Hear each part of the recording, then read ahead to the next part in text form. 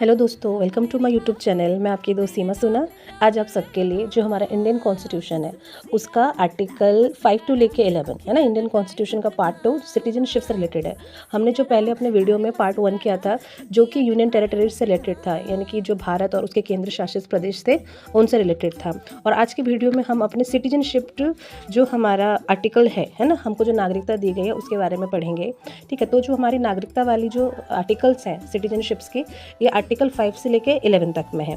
ठीक है, तो हमारा जो आर्टिकल 5 है वो क्या बोलता है कि citizenship at the commencement of the constitution, यानी कि सिटीजनशिप नागरिकता लोगों को प्रारंभिकता से दी जाएगी, यानी कि जो भी भारत में रह रहा है 1947 से पहले, they all are citizen of India, है ना।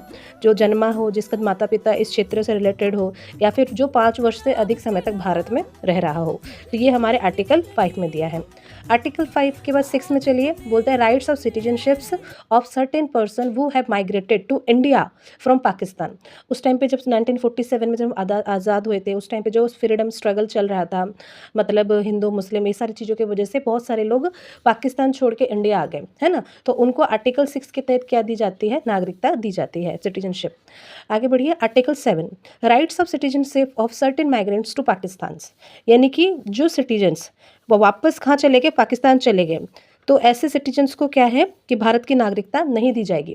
देखिए आर्टिकल 5 में क्या था हमारा कि नागरिकता किसको दी जाएगी, कैसे दी जाएगी, उसके बारे में लिखा है।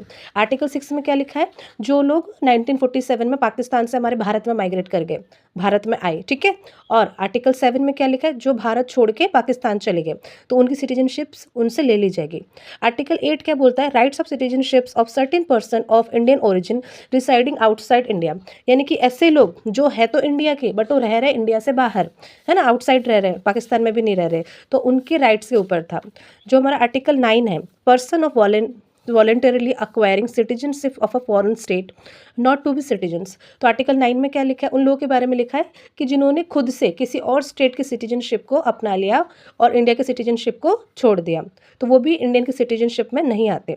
आर्टिकल 10 किसको कहता है, continuance of the rights of the citizenships, तो हमारा जो आर्टिकल 10 है वो बताता है कि कैसे करके जो हमारी नागरिकता है ना, वो चलती रहनी चाहिए। हमारी सिटीजनशिप की जो एक्ट है, प्रत्येक व्यक्ति के क्या क्या अधिकार है, उन सब चीज़ों के बारे में बताया गया है उसमें कि कैसे करके हमको जो पार्लियामेंट हमारी नागरिकता के ऊपर, हमारी सिटीजनशिप के ऊपर अगर एक्ट कोई बनाती है तो वो कैसे बनाएगी, इन सब चीज़ों के बारे में उसमें कहा गया है ना। और जो हमारा आर्टिकल 11 है, इसमें क्या बोला गया है, parliament to regulate the right of the citizenship by law, parliament का ये कर्तव्य है, ये राइट है, ये उसकी ड्यूटी है, अधिकार है कि वो क्या करेगी, हमारे लिए